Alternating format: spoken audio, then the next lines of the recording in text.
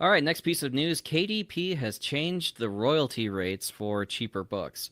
On June 10th, KDP is changing the royalty rate for books priced below $9.99 from 60% to 50%. This is obviously for print books. They're also reducing the cost of color printing in some places.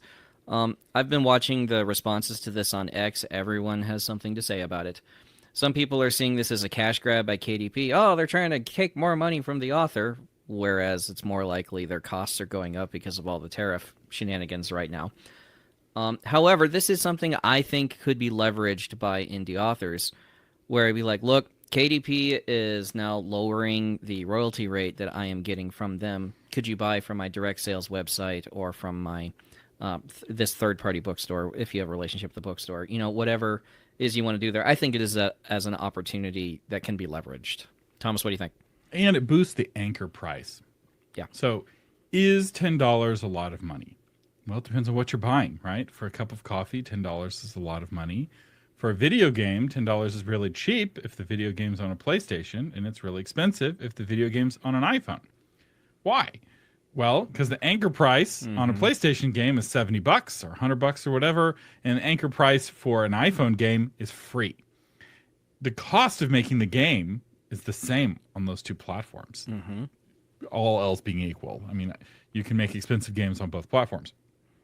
But the anchoring, what people expect to pay, can become such a thing where they're like, you are immoral if you charge too much for something. It's like, I'm not forcing you to buy my thing. If I want to sell a handbag, I spent for 3 years $10,000, writing this. I can sell a handbag for $10,000, and it's not for you. And there are people who sell handbags for $10,000 and people who buy handbags for $10,000. There's people who spend $100,000 for a car.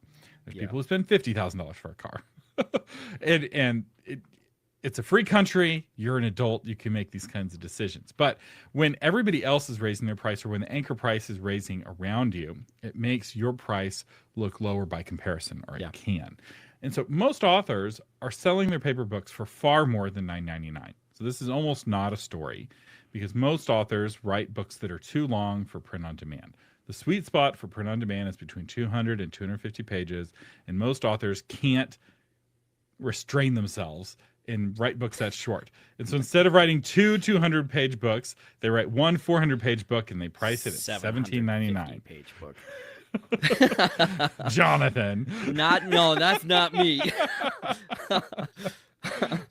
So this is actually good news for you. If you're the kind of author who wrote a 400-page book and it's priced at $17.99, now you're going to have fewer books priced at $6.99 or $8.99 that make your book look expensive. Now the cheapest paper books are going to be $9.99, which is still going to make $17.99 look expensive, but it's not going to look quite as expensive as it did before.